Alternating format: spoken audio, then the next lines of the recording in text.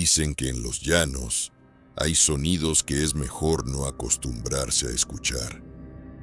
El viento que se cuela entre los pastos, el canto quebrado de los pájaros al amanecer y un silbido extraño, afinado, que parece jugar con la distancia. Aquella noche, Martín pensó que era solo el viento. Conducía su tráiler por una carretera casi olvidada, una vena de asfalto que partía en dos la oscuridad del llano. El reloj del tablero marcaba las 2:37 de la madrugada, y el único testigo de su insomnio eran las luces largas, perforando la negrura, iluminando por segundos los matorrales secos, las cercas oxidadas y algún ganado perdido. Acababa de dejar un pueblo donde, otra vez, había prometido cambiar. Otra vez, había dicho que ya no iba a levantar la mano ni la voz. Y otra vez, había fallado.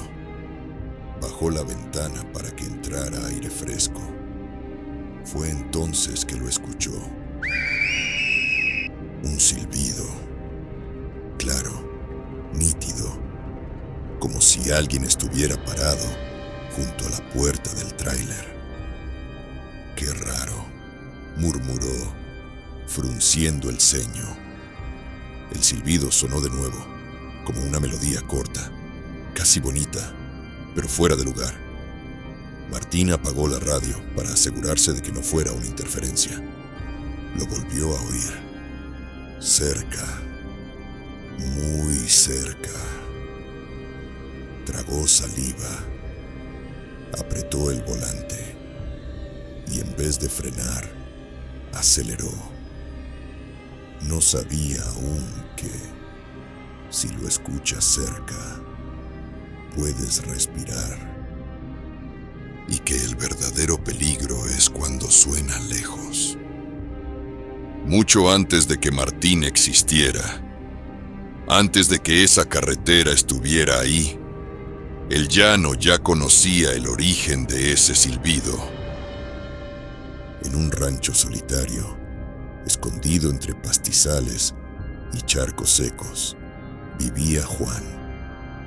Desde niño, supo dos cosas: que los pobres si no trabajan no comen, y que cuando su padre bebía, era mejor que nadie hablara. El viejo Tomás era un hombre partido en dos. De día, bajo el sol, era un llanero fuerte, de manos agrietadas, que domaba bestias y arreaba ganado. De noche, cuando la botella bajaba, se volvía otra cosa. La voz se le enredaba, los ojos se le encendían, y todo lo que sentía como fracaso se convertía en insultos. «Inútil», le decía a Juan, con el aliento aguardiente. «Ni pa' hombre sirves». Juan tragaba el coraje como podía. Miraba a su madre apretar los labios, apurando la cena para que el viejo se durmiera de una vez. Pero cada palabra se le tatuaba por dentro. Crecer escuchando que no vales nada es como ir llenando, a escondidas, un saco de piedras. A los 17 años, Juan ya era más alto que su padre, más fuerte y más rápido, pero por dentro se sentía igual de pequeño que cuando se escondía detrás de la falda de su madre. No sabía cómo demostrar que valía, así que se aferró a lo único que entendía: exigir. «Yo no voy a ser pobre como tú», le gritó una tarde a su padre. «Yo no voy a morir en este rancho». El viejo rió con desprecio. «Para salir de aquí hay que trabajar, no llorar», escupió al piso. «Y tú solo sabes quejarte». Ese día, algo se quebró. La noche del pecado empezó como muchas otras, con hambre y cansancio. El sol ya se había escondido detrás del horizonte, y los grillos llenaban el aire con su coro monótono. La madre de Juan calentaba frijoles y un poco de carne seca. El viejo aún no regresaba del monte. Juan entró a la casa empapado de sudor, con el estómago rugiendo y la cabeza zumbando de rabia. ¿Eso vamos a cenar otra vez?, escupió, mirando el plato humilde sobre la mesa. Siempre lo mismo, siempre nada. Es lo que hay, hijo, respondió la madre cansada. Tu padre salió a ver si cazaba algo. Juan pateó una silla. Quiero venado, gritó, como si ordenara al mundo entero. Ni eso pueden darme, ni eso. La puerta se abrió. El viejo Tomás entró con la camisa pegada al pecho por el sudor, el machete enfundado y las manos vacías. No hubo suerte, dijo, evitando la mirada de Juan. La casa está mala. El horno que Juan llevaba por dentro se encendió de golpe. ¿Para qué sirves entonces?, espetó, avanzando hacia él. Tantos años y ni siquiera puedes traer comida decente a esta casa. Baja la voz, gruñó Tomás, con ese tono que Juan conocía demasiado bien. O te la bajo yo. El viejo dio un paso hacia él, con la mano alzada. Fue ahí cuando el saco de piedras internas se rompió. Todos los insultos, las bofetadas, las noches sin cenar, los inútil, los no sirves, todo se volcó al mismo tiempo. Juan vio un palo apoyado junto a la puerta. No pensó, solo apretó. El primer golpe sonó seco, como una rama que se quiebra. El viejo tambaleó, con los ojos abiertos de sorpresa. El segundo golpe lo tiró al suelo. El tercero, cuarto y quinto ya no eran defensa, eran revancha. La madre gritaba su nombre, pero la voz parecería venir de muy lejos.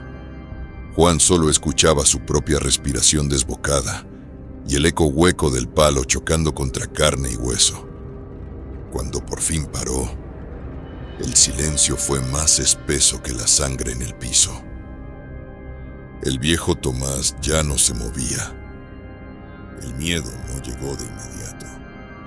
Primero vino algo peor, una calma fría. Juan miró el cuerpo y sintió que por fin había callado 10,000 insultos de un solo golpe. Luego miró a su madre, pegada a la pared, con las manos en la boca y los ojos desbordados. Nadie tiene que saber, dijo Juan, con una voz que ni él reconoció. Fue un accidente o algo, pero los accidentes no se ocultan en la cocina. Arrastró el cuerpo hasta la mesa. Su mente, rota, hizo una asociación brutal y torpe. Si desaparece el cuerpo, desaparece el problema. El machete del viejo, que tantas veces había cortado carne de animales, esa noche cortó carne de hombre. El olor a hierro llenó la casa. La madre no podía moverse. Solo veía el rastro rojo, el vaivén del brazo de su hijo, la manera mecánica en que cortaba, acomodaba, ardía. Cuando sirvió la cena, no probó bocado. Miró el plato, la carne, el jugo oscuro que se mezclaba con los frijoles. ¿Qué carne es esta, Juan?, preguntó con un hilo de voz. Él levantó la mirada. Sonrió. En esa sonrisa, ella lo entendió todo. El grito que salió de sus entrañas no era solo de horror, era de ruptura, de madre que ve que no solo ha perdido al esposo, sino al hijo. Maldito, sollozó. Has perdido tu alma. Se levantó. Elevó las manos al cielo oscuro que se colaba por la ventana. Por lo que has hecho, dijo, con la voz quebrada pero firme, que nunca encuentres descanso, que cargues los huesos de tu padre por toda la eternidad, que el viento sea tu única compañía y que tu silbido anuncie tu desgracia y la de los hombres que se parezcan a ti. El llano escuchó, y el llano, a veces, concede. No pasó mucho antes de que el abuelo llegara, alertado por los gritos y el silencio posterior. Don Elías era de esos viejos que ya no lloran porque se les acabaron las lágrimas hace años. Entró, vio la sangre seca en el piso, la carne en la mesa, la mirada perdida de su nuera y el cuerpo incompleto envuelto en un costal. Y entendió, sin que nadie dijera una palabra. Sacó un látigo de cuero viejo, de esos que antes se usaban para domar caballos tercos. Ven acá, Juan, dijo, con la voz hueca. Juan no se movió. El primer latigazo le abrió la piel en la espalda. El segundo le arrancó un quejido. El tercero rompió algo más que carne. Rompió su orgullo. Cada azote era una sentencia, por cada noche de miedo, por cada insulto no detenido, por cada golpe heredado. Cuando el viejo se cansó, dejó el látigo caer al piso. Tomó un saco hecho de tela áspera, manchado por los años, y empezó a llenar su interior con huesos, fémures, costillas, vértebras, fragmentos. Aquí tienes, muchacho, dijo con los ojos encendidos de una furia triste.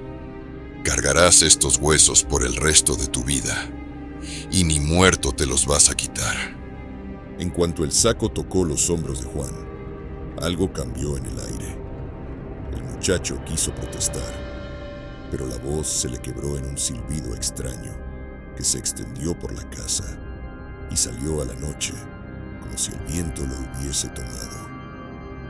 Su cuerpo empezó a alargarse, a flaquearse, como árbol seco que crece retorcido.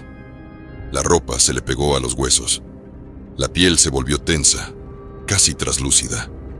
Sus ojos, antes oscuros, ardieron como brasas encendidas. Ya no era un hijo.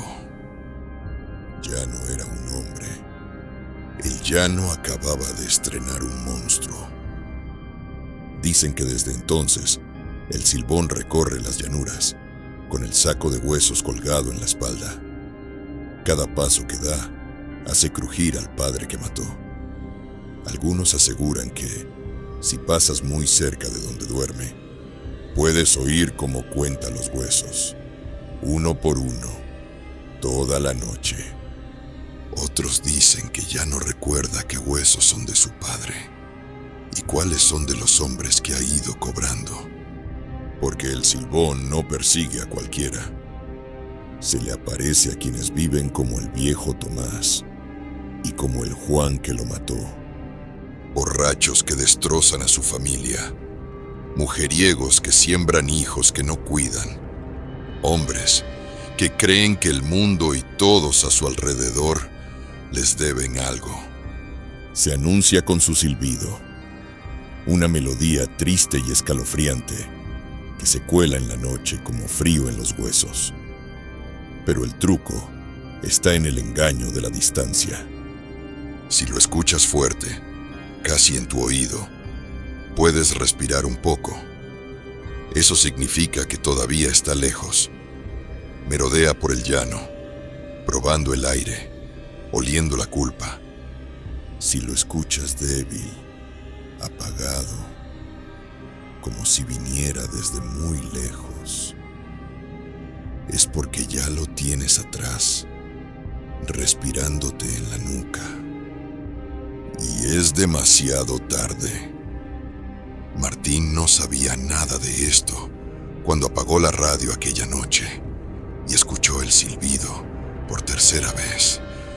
Fuerte, muy fuerte. Volteó hacia el asiento del copiloto, como si alguien se hubiera subido sin permiso. Nada.